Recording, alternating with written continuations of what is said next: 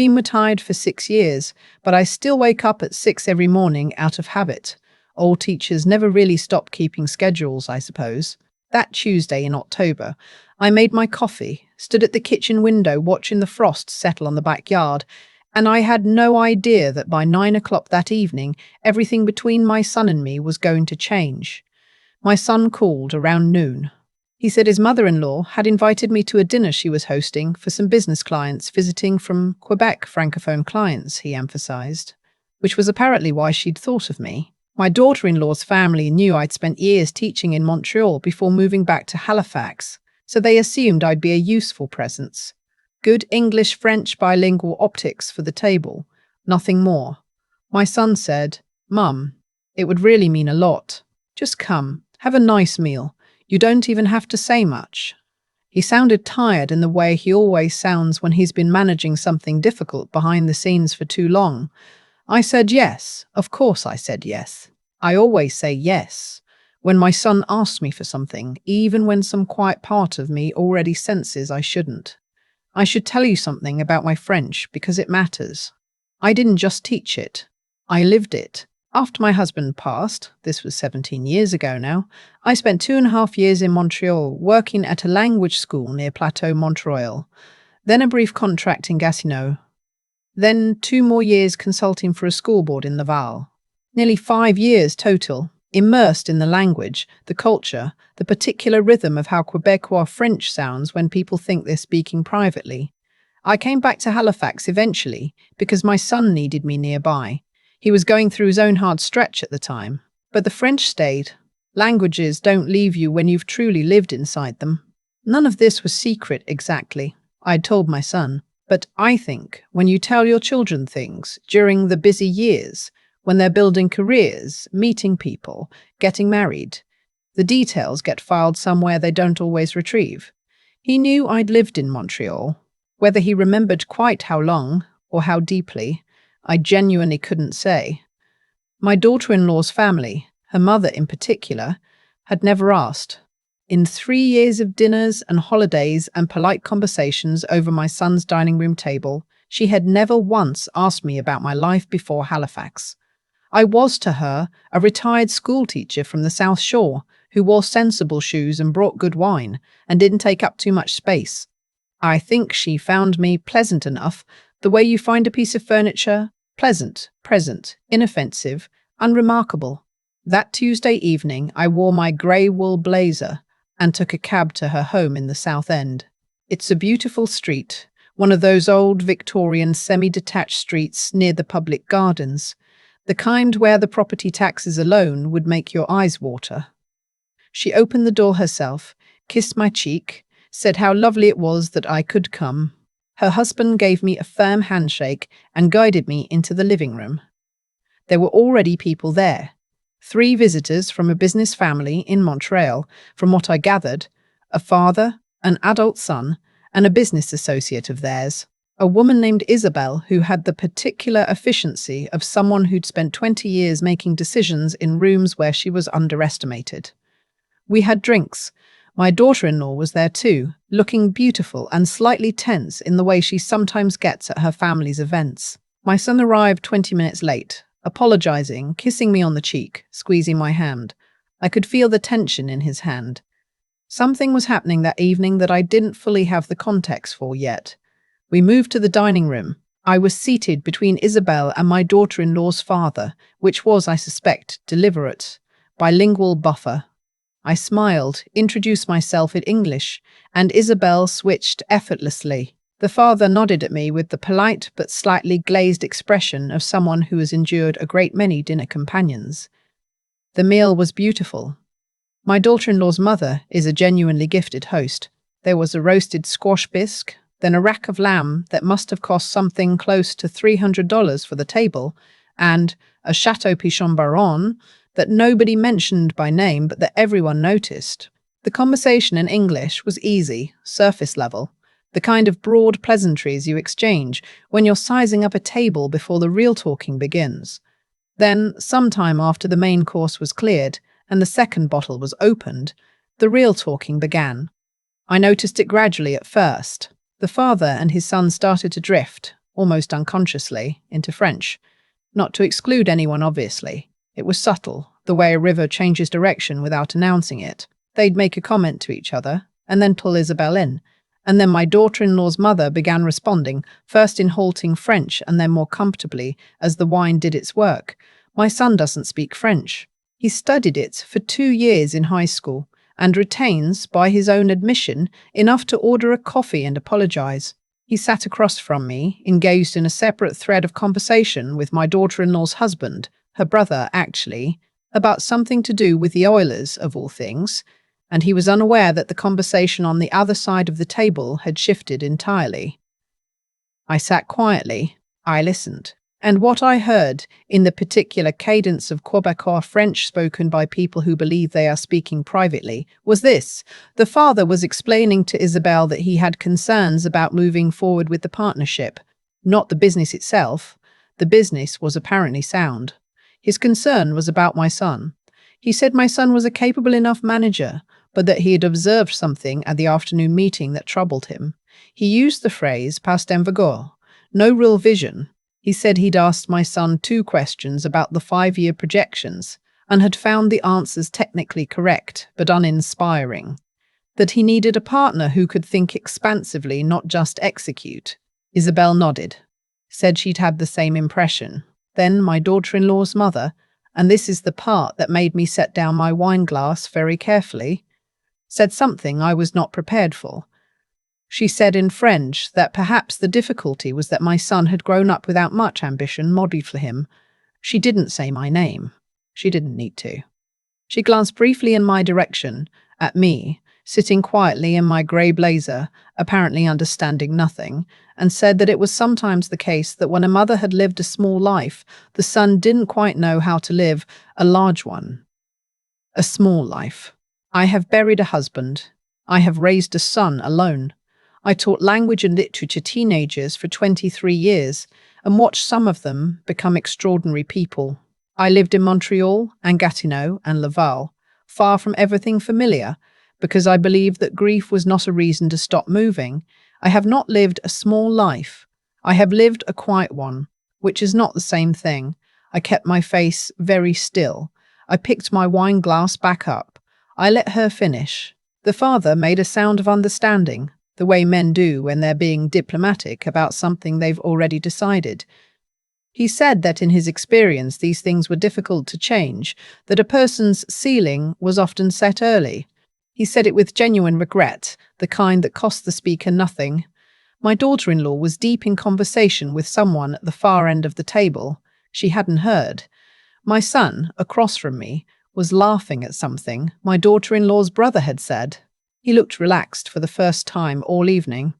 Isabel said she thought perhaps they could structure the partnership differently, give my son a more defined operational role rather than a strategic one, limit his exposure, keep him useful without giving him too much authority. The father agreed that this was sensible. I waited for a pause in the conversation. A natural one, the kind that opens when a bottle is lifted and tilted and found empty. The father reached for the bottle, and for just a moment the table had a breath in it. I turned to him and said in French, careful, unhurried, the French of someone who has spent years being precise with language, that I had very much enjoyed the meal, and that I wanted to say something before the evening went further, because I had a feeling it would be easier to say it now than later. The father froze. Not visibly, he was too practiced for that, but I felt it.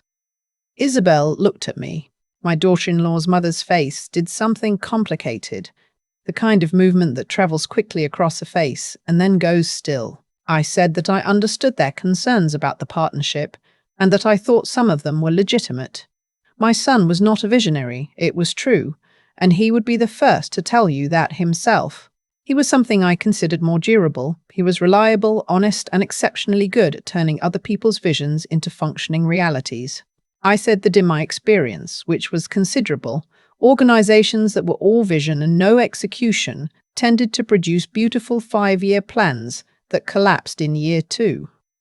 I said this pleasantly. I said it the way you say things when you have spent 20 years managing a classroom and you no longer have any anxiety about silence. Then I said, and I want to be honest that this part was perhaps not entirely necessary, but I said it anyway, that I was glad my son had been raised to understand that a person's value was not measured by how large an impression they made at a dinner table, and that I had tried, in what she had described as my small life, to teach him exactly that. The table had gone very quiet. Not the whole table. My son and my daughter-in-law's brother were still talking about hockey at the other end, blissfully unaware. But the French-speaking end of the table was quiet in the particular way of people who have been caught. My daughter-in-law's mother looked at me for a long moment. Her face was not angry. I want to be accurate about this because I think it matters. She looked, more than anything, ashamed. The real kind. The kind that doesn't move quickly across your face but settles there. The father cleared his throat. He said in French and then immediately in English. The switch was almost reflexive, that he appreciated my candor. He said he would need to reconsider some of his thinking. Isabelle refilled her own glass and said nothing, but the expression she gave me as she set the bottle down was something close to respect. Dessert was a poached pear with a blue cheese crumble that I'm sure would have been very nice under other circumstances. My son caught me at the coat rack as we were leaving, an hour later. He'd been quiet since we moved to the living room for coffee, quieter than usual, and I thought perhaps he'd sensed that something had shifted at the table, though he'd been too far away to hear any of it. He helped me with my coat and then stood there for a moment with his hands in his pockets, which is what he does when he's working up to something. He said, "Mum, what happened at dinner?" "Something happened." I told him then. All of it. I kept my voice even, the way I would have in a parent-teacher interview. Matter of fact, not dramatic. I told him what they'd said about his ceiling, about his ambition, about where I fit into their theory of his limitations. I watched his face as I talked. He went through several things quickly. Surprise, then something that looked like hurt, then a kind of steady anger that was very controlled, the kind I recognized because he got it from me. When I finished, he was quiet for a moment. Then he said, "I didn't know you spoke French like that." I told him that was fair, and that it was partly my fault for not making more of it.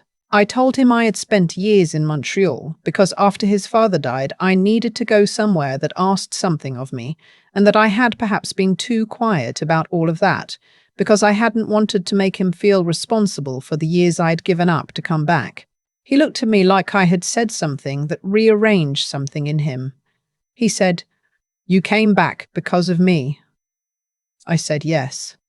And I said that I would do it again without question, but that I wanted him to know it had not been a small thing. He put his arms around me in the doorway of his mother-in-law's house and held on for a moment in the way he hadn't since he was about 14. And I let him. It was cold out, October. In Halifax is properly cold, and the cab I'd called was idling at the curb, and neither of us moved for a moment. 3 days later, he called to tell me that the father from Montreal had been in touch with a revised proposal. The structure had changed. My son was being offered a more significant role than had been on the table before dinner. My son said he thought the terms were actually better than what he'd originally hoped for. He sounded like himself again, the version of himself I know best. Careful, a little wry, not easily impressed. I asked if he'd heard anything from his mother-in-law. He said she had apologized to him, briefly and somewhat indirectly, in the way people apologize when they're not entirely sure what they're apologizing for, but know it's required. He said my daughter-in-law had been told the full story. She had been appalled, in the way I've always respected about her, directly and without making it complicated. I made myself a cup of tea and stood at my kitchen window again. The frost was back. The backyard looked exactly as it had the morning before the dinner, which struck me as slightly unfair. The world had no business looking the same. I am 69 years old. I have lived in 4 cities. I speak 2 languages with fluency, and a third badly enough to get myself into and out of trouble in a pinch. I have taught hundreds of students, and buried 1 husband, and raised 1 son, and I have never once needed anyone to announce that I was impressive. But I will say this, it is a particular satisfaction, after a lifetime of being the quiet person at the table, to discover that the quiet was a choice. It was always a choice. I keep thinking about the moment I set my wine glass down. Not dramatically, the way you set something down when you need your hands free to think. That small, quiet gesture was the whole story, really. Everything that followed came from that one decision to stay clear-headed instead of reactive, to wait instead of rush. People sometimes assume that staying quiet means you have nothing to say. I've spent most of my life letting that assumption stand. As a teacher, as a widow, as a mother watching her son build a life she wasn't always invited into, I learned a long time ago that the loudest person at the table rarely controls what happens next. What Renee didn't understand, sitting across from me with her careful French and her theory about ceilings, is that restraint isn't the same as weakness. Choosing when to speak is its own kind of intelligence. And that's what I want to sit with for a moment, because I think it matters beyond my particular Tuesday evening in October. There's something I tried to give David when he was growing up that I couldn't always name clearly at the time. It wasn't ambition in the conventional sense, not the kind that announces itself at dinner tables. It was more like integrity. The understanding that you do the right thing even when no one is watching, that you tell the truth even when a softer version would be easier, that you show up reliably for the people counting on you. That's not a small thing to teach. It's actually quite hard to teach because you can't lecture someone into it. You can only live it in front of them and hope it takes. What Renee mistook for a limited ceiling in my son was, in fact, the mark of someone who had been raised to be honest about what he knew and didn't know. He said, "I'm not sure," to a question about 5-year projections because he genuinely wasn't sure, and because he'd been taught that pretending otherwise was a form of dishonesty. That's not a flaw. That's the foundation of every trustworthy working relationship I've ever seen last. I also think about Isabel and the look she gave me when she set the bottle down. She'd spent her career in rooms where she was underestimated, same as I had. She recognized something, not performance. She would have seen through performance immediately. She recognized someone who had done the actual work of building a mind, quietly, over decades, and who still had it intact. That recognition was worth more to me than any apology Renee might have managed. The harder thing I've had to reckon with is my own silence over the years, not at the dinner table but with David. I didn't tell him enough about Montreal, about what those years cost and what they gave me. I think I was protecting him from feeling responsible, but somewhere along the way the protection started to look like absence. He didn't know his mother had lived a whole chapter of her life in a language he couldn't read. That's on me. What I know now is that the work of becoming someone, really becoming someone, with depth and range, and the ability to keep going when things are genuinely hard, that work doesn't disappear just because no one at the table knows about it. It shows up anyway. It showed up in my French, which I'd kept in practice for no reason except that I loved it. It showed up in the steadiness I felt when I heard something unfair and chose not to flinch. It showed up in my son, in ways I hadn't seen clearly until that night. You can't fake any of that. You can only build it, steadily, over a long time, when nobody is watching and nothing is on the line. And then one October evening in Halifax, when something is actually on the line, you find out whether it's there or not. It was there. That's all I know how to say about it.